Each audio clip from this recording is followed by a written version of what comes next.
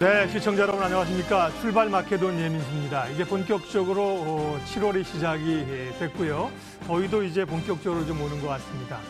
그런데 주식시장은 여전히 관망세입니다. 미국과 중국 간의 G20 회의 이후에도 미국 증시는 가지만 우리 증시는 계속해서 관망세이고요. 이번 한 주도 계속해서 소위 금리 노름이 좀 될 가능성이 높습니다. 지난 주말에 미국의 고용지표가 오히려 좋게 나오면서 금리 인하에 대한 시장의 기대감들이 조금 낮춰졌고요. 주가도 좀 밀린 상황에서 이번 한 주 내내 관련된 이야기들이 좀 오갈 가능성들이 많습니다. 파월 의장의 상하원 또 의회 증언도 있고요. 관련된 것들이 우리 시장도 또 중립적으로 좀 몰고 갈 수 있는 우려감입니다. 우리는 이제 2100선 와 있는 상황이고요.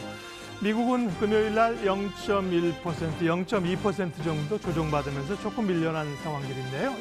새로운 한 주간 뭘 보면서 또 우리 이제 일본과의 긴장감들이 계속 있잖아요. 그 문제도 시장이 어떻게 녹여낼는지 어떤 종목들 가운데 오히려 수혜주를 차지해야 될지도 투자자들의 고민인데요. 구체적인 이야기들 출발 마케돈 일부 지금부터 시작하겠습니다.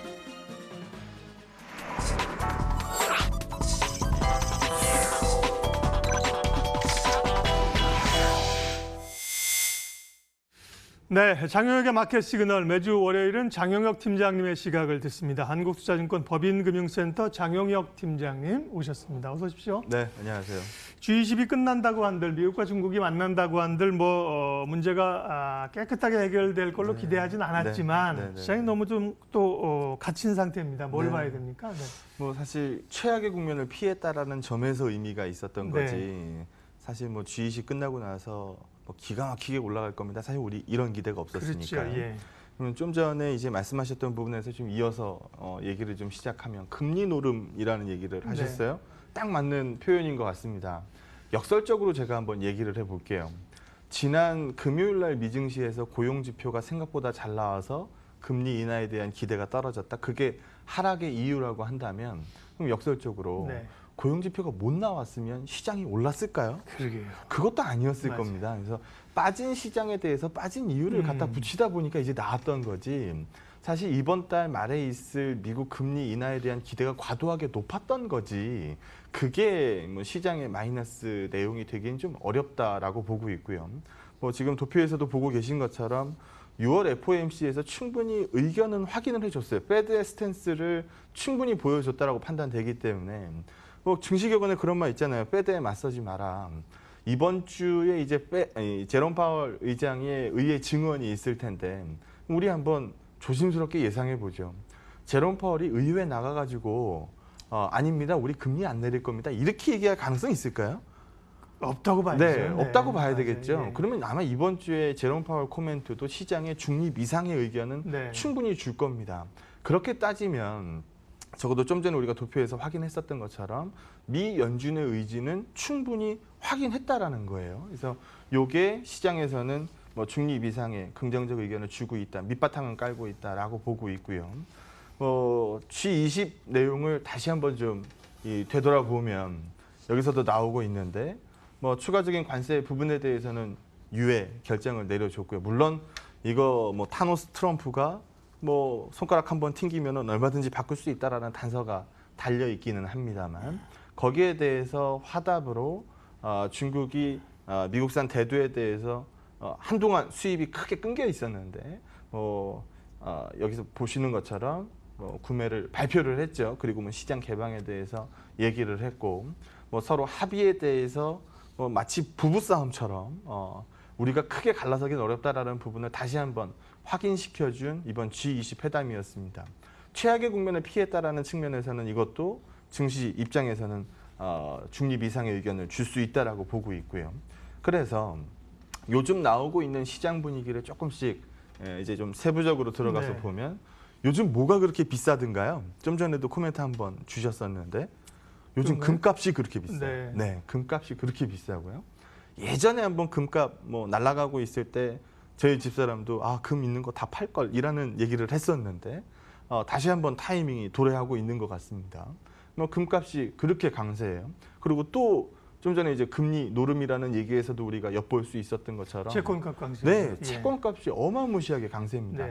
우리 채권값이 채권 시장 분위기 보려면은 우리 요거 한번 얘기하면 될 것 같아요. CB 전환사채를 찍는데 요즘에 리픽싱 조항도 없이 쿠폰가가 제로에 나와요. 그러면 우리가 이거 전환가 얼마 찍어줄 테니까 네가 얼마든 1년 지난 시점에서 이 가격보다 밑에 있으면 주식으로 바꿔가지고 이익을 보든지 말든지 이 컨셉이 CB잖아요. 그러면 여기에 대해서 뭐 네가 기다리는 동안에 적적할 수 있으니까 내가 2% 정도는 보장해 줄게. 이게 기본적인 CB 컨셉이거든요. 근데 요즘 제로 쿠폰 CB가 나옵니다. 그만큼 발행사들이 우위에 서 있다는 거예요. 발행사들이 우위에 서 있으면 시장에 뿌려놓기만 하면 이 투자자들은 와서 문단 얘기거든요. 채권 가격이 그만큼 고평가돼서 채권 가격이 강세인 상황에서 움직이고 있다는 겁니다. 그럼 우리가 한번 얘기를 해보죠. 주식과 채권을 놓고 봤을 때 어느 게 위험 자산이에요? 주식이죠, 당연히. 주식이 위험 자산이죠. 그리고 실물과 뭐 실물이라기보다 뭐 원유와 금값 이렇게 보면 어느 게 위험 자산이에요? 원유가 위험 자산이에요. 그렇게 되면은 지금 강세를 띠고 있는 것들은 뭐 금값, 뭐 채권값 이런 안전자산 값들이 강세를 띠고 있죠. 그럼 여기서 한번 보게 되면 이 그림에서도 나오고 있는 것처럼 금값이 다시 한번 뜨겁고 침체 확률은 계속 올라가고 있다라고 얘기하고 확장 국면에 위치한 국가 수는 점점 떨어지고 있으니 시장에서 뭔 얘기가 나올까요? 야, 이거 잘하다가 잘못하다가는 이거 한번 터질 수도 있다. 우리 금융위기 한번 겪어봤잖아. 그럼 우리가 중앙은행이 해야 될 일은 지금 당장 뭐 금리 인상이 아니고 인하라는 거죠. 그래서 이런 부분들을 시장에서 밑바탕은 깔아주고 있기 때문에 예전에 저희가 방송에서도 얘기 많이 했었던 것처럼 2000P 이번엔 깨진다라고 얘기하던 시각들 얼마나 많았었어요. 근데 결과 나서 보니까 어때요? 역시 2000은 안 깨지는구나라는 부분을 돌바닥이라는 네, 제가 돌바닥이라는 표현을 썼었는데 우리 뭐 국민소득 3만 불 시대에 2000P도 하회하면은 그건 뭐 있을 수도 없고 있으면은 만약에 뭐 기회가 될 것 같은데 뭐 그런 부분들로 추가적인 설명이 좀 가능할 것 같습니다. 근데 우리가 가만 좀 보죠. 요즘 동네 치킨집들 문 닫는 데들이 그렇게 많아요. 공유 주방이라 그래가지고 뭐 굳이 권리금 줘가면서 동네 상가에다가 치킨집을 낼 이유가 없어진 거예요. 그러면은 큰 이 키친 공유 주방에 들어가가지고 한쪽 이제 뭐 구석탱이만 이제 세주고 사는 거죠. 그럼 거기서 열심히 닭을 튀겨요. 그럼 배달은 누가 해줘요? 배달의 민족이나 요기요나 이런 데들이 뭐 다 배달은 해줘요. 그러다 보니까 동네에서 사실 소위 말해서 동네 사람들 대상으로 장사하던 그런 쪽도 문 다 닫아요. 그럼 뭐 최저임금이 뭐 우짜우짜 말이 많다 보니까 뭐 동네 사장님들도 아주 뭐 죽겠다라고 뭐 아우성이에요. 그럼 우리가 경기 얘기 많이 하죠. 그럼 우리가 경기가 지금 경기 끝내주게 좋습니다라고 얘기하시는 분들이 얼마나 돼요? 우리가 피부로 느끼는 경기는 없죠. 경기 좋다고 얘기하는 지금. 뭐 정부 쪽에서는 뭐 생각보다 잘하고 있다고 얘기는 하고 있기는 합니다만 우리 입장에서 느끼기에는 경기 굉장히 안 좋죠. 그러면 그 경기 안 좋은 거 피부로 완벽히 느끼고 있는 건 당연한 거고 요 그림 하나 보죠. 제가 과거에도 우리 시장이 원래 그렇게 생겨 먹었어요. 거래소는 원래 반도체 이 분위기에 휩쓸릴 수밖에 없고 왜냐하면 시가총액 1, 2가 삼성전자 하이닉스인데 이게 시장에서 차지하고 있는 포션이 25% 나오고 있으니 여기서 어떻게 자유롭겠습니까? 라는 얘기를 했고 코스닥은 원래 그렇게 생겼다라고 제가 뭘 얘기를 했어요? 바이오 얘기를 했죠. 바이오가 코스닥에서 차지하고 있는 시총이 그렇게 크니까 원래 바이오 흔들리면 코스닥은 몹쓸 주식이 돼버려요. 라고 얘기를 했었죠. 근데 코스닥 분위기 어땠어요? HAB 터지고 뭐 한미아품 내뱉었고 뭐 임상 저건 믿을 수 있는 거냐라는 얘기 나오니까 코스닥 지수 어떻게 되든가요? 박살나죠. 그래서 원래 우리 시장이 그렇게 생겼습니다. 근데 여기 들어가서 한번 보게 되면 월드 인덱스 값이 소위 말해서 반등을 찍는데 우리 증시는 반등을 못하고 있다 보니까 우리만 왜 이렇게 언더퍼폼이 나오죠? 라는 얘기들을 요즘 그렇게 많이 합니다. 그럼 오늘은 그 부분에 대해서 얘기를 한번 해보려고 그래요. 여기서 보시는 것처럼 작년 기준이긴 합니다만 GDP 값을 분모로 놓고 수출 값을 분자로 놓으면 여기서 보시는 것처럼 무려 37%가 대한민국은 GDP에 수출이 연관돼 있다라는 겁니다. 그럼 우리 앞에 있는 거 독일 정도 있는데 우리 독일 메이드 인 저머니 적혀 있는 거 보면은 느끼는 이미지가 어때요? 메이드 인 베트남하고 메이드 인 저머니하고 딱 보면 뭘 느껴요? 고급지고 뭐 고퀄리티고 뭐 하이테크고 뭐 이런 부분들 우리가 많이 느끼죠. 그런 부분들에 우리 대한민국의 상당 부분 가 있다라는 겁니다. 그럼 우리 여기서 뭐 사대주의적 발상은 아닙니다만 메이드 인 코리아하고 메이드 인 저머니하고 찍혀 있다고 한번 보시죠. 그러면 저머니 버리고 대한민국 이 메이드 인 코리아를 집을 수 있는 품목이 과연 몇 개나 되겠느냐. 근데 몇 개가 되지 않는 것 중에 몇몇 개가 있어요. 그중에 대표적인 게 뭘까요? 반도체입니다. 반도체는 제한적인 플레이어들이 생산을 하고 있는 물품이잖아요. 크게 보면 삼성전자, 하이닉스, 마이크론밖에 없어요.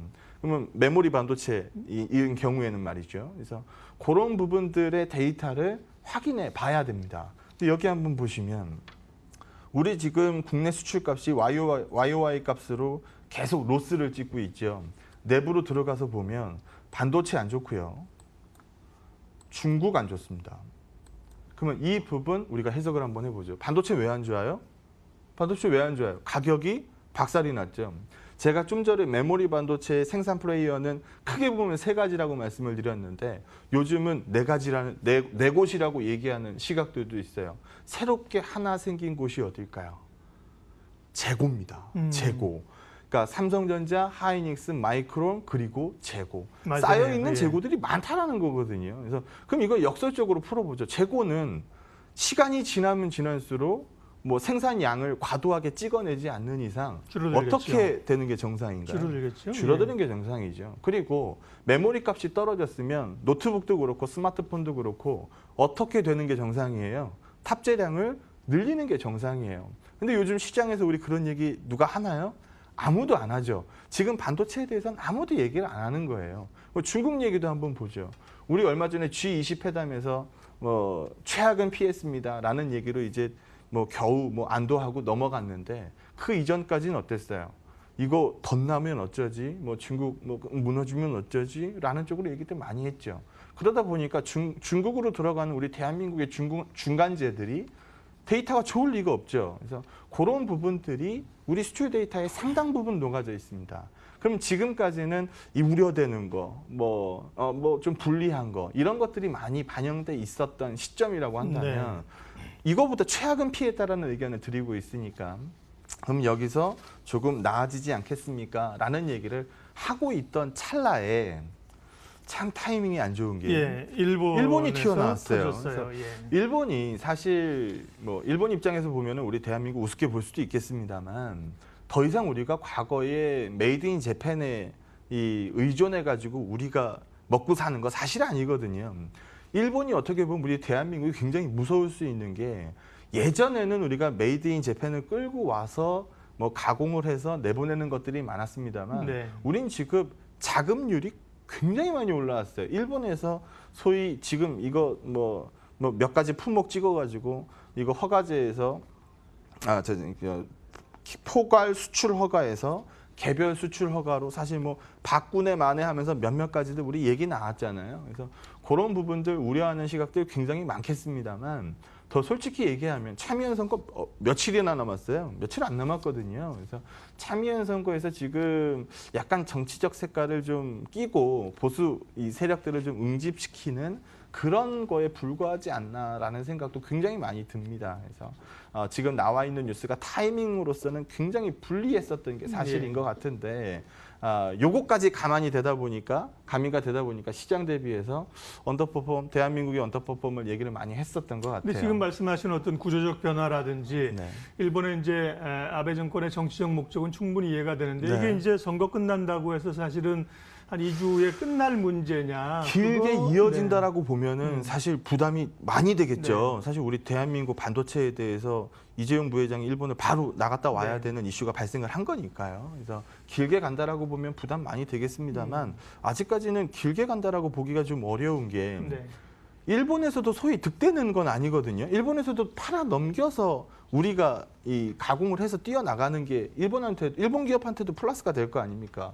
근데 저기에서 한국 잘 되는 거 꼴보기 싫으니까 이거 막아버리자. 그리고 우리 기업들 몇 개 힘들어지는 거는 그냥 우리가 감내하자. 이렇게 가는 거는 길게 가기에는 어려운 이슈라고 봅니다. 그래서 결과적으로 또 마지막으로는 또 반도체 얘기가 또 튀어나오게 되는데 지금 원래 우리가 그렇게 생겨 먹었었기 때문에 반도체 시장에서 부담을 안고 있었던 국면, 뭐 미중 무역 분쟁에서 뭐 제대로 된 새우 등은 우리 쪽에서 터졌고 대표적 새우가 우리였으니까요. 그래서 뭐 이런 부분들, 뭐 경기 안 좋은 것들, 뭐 기가 막힌 타이밍에 나왔던 일본의 조치들, 뭐 이런 부분들이 다 반영돼도 2100P라는 거예요. 그래서 여기서 더 추가적인 이 부담을 반영할 이슈들이 제한적이라고 한다면 여전히 시장은 뭐 과격한 상승 턴을 보기엔 무리가 있을 수 있어도 밑을 보는 시각보다는 위를 보는 시각이 맞지 않나라고 계속 말씀드리도록 하겠습니다. 네, 시장에 대한 시각들은 이제 정리를 좀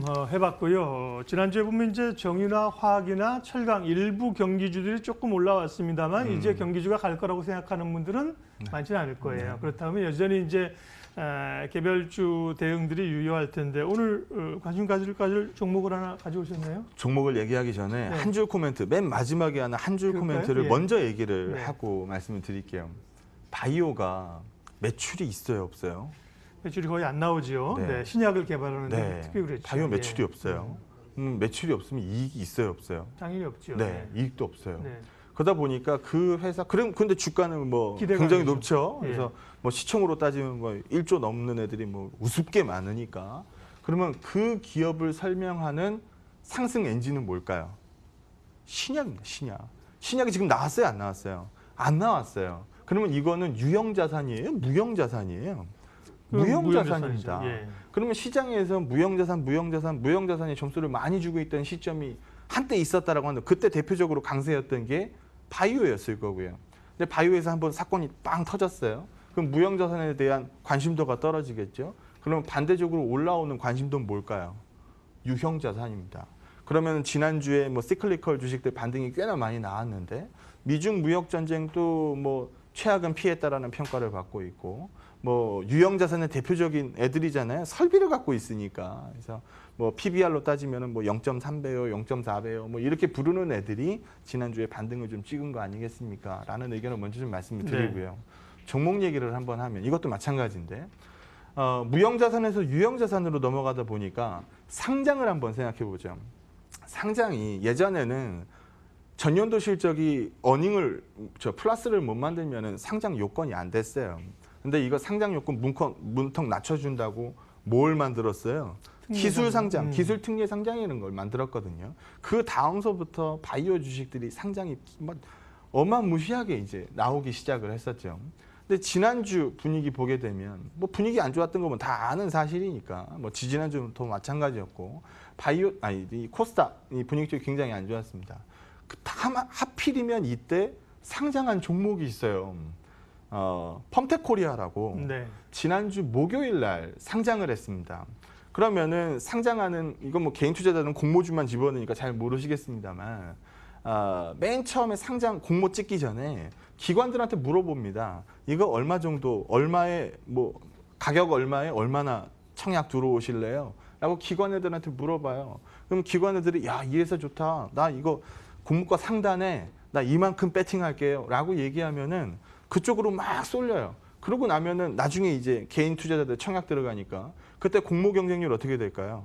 엄청 이제 뭐 엄청 이제 네. 막 뛰어 올라가 버리죠. 뭐 네. 100대 1이요, 뭐 400대 1이요, 막 이렇게 올라가거든요. 이번에 펌텍코리아는 시장 분위기에서 자유롭지 못했던 게 기관 청약에서 이제 히트를 못 치다 보니까 실권들이 발생을 했어요. 이번에 이 일반 주주 청약이 이제 미달이 난 거죠. 그러면 상장사는 총액 인수를 해야 됩니다. 그럼 그거를 다 끌어안고 있어야 되는데 상장을 했었던 총액 인수를 맡았었던 한국투자증권이 기관 투자자들한테 이미 분양을 다 완료를 했습니다. 그러면 시장에 안고 있는 펌텍코리아 개인 투자자들은 거의 없다는 소리거든요. 그럼 기관 투자자들이 다 안고 있다는 소리입니다. 그러면 여기서 이제 하나 출발을 한번 해보죠. 비싸냐 싸냐. 펌텍코리아가 원래 뭐 하는 회사죠, 이 회사는? 화장품 용기 만드는 회사인데 그래서 단순 연우랑 비교하게 되면 같이, 연우랑 이제 비교를 하게 되죠. 뭐 네. 요거 먼저 한번 보죠. 연우의 매출 총 이익률하고 펌텍코리아의 매출 총 이익률을 보게 되면 여기서 보시는 것처럼 펌텍코리아의 매출 총 이익률이 월등히 높습니다. 그러면 영업이익률도 보게 되면 연우의 영업이익률과 펌텍코리아의 영업이익률을 보게 되면 펌텍코리아가 월등히 높습니다. 그러면 뭐 마켓시어 1위 업체는 연우이긴 합니다만 시가총액 1위를 넘지 못해요. 이 동종업계 1위를 넘지 못해요라고 누가 글로 써놓은 것도 아니고 회사 내용이 더 좋으면 연우보다 더 잘 나올 수도 있는 거거든요. 근데 시총은 비슷하게 움직입니다. 근데 이제 뭐 가격적인 상황으로는 좀 말씀을 드려야 되니까 펌텍코리아의 이 기존 공모가 밴드 하단이 24만 원이에요. 근데 이것도 하회해서 이 공모가가 19만 원에 결정이 됐습니다. 19만 원에 결정이 되고 첫날 7월 4일 날 네. 오픈을 했는데 시가가 17만 1,000원. 그리고 종가가 15만 뭐 2천 얼마 뭐 이렇게 나왔어요. 그러다 보니까 기존에 회사가 봤었던 하 레벨보다도 지금 엄청나게 지금 떨어져 있는 상황이거든요. 그래서 분위기에 휩쓸려서 좋은 상장주 하나가 좀 망가진 거 아닌가라는 생각이 좀 듭니다. 지난 금요일 날 뭐 부랴부랴 좀 반등이 나오는 모습이 좀 나왔었는데요. 시장에서 분위기에 휩쓸려서 가치가 좀 너무 과도하게 밑으로 형성돼 있는 대표적인 주식을 좀 골라보다 보니까 나온 지 며칠 되진 않았습니다만 펌텍코리아 한번 골라봤습니다. 네, 장영혁의 마켓 시그널 오늘 여기까지 하겠습니다. 한국투자증권 법인금융센터 장영혁 팀장님 함께했습니다. 고맙습니다. 네, 고맙습니다.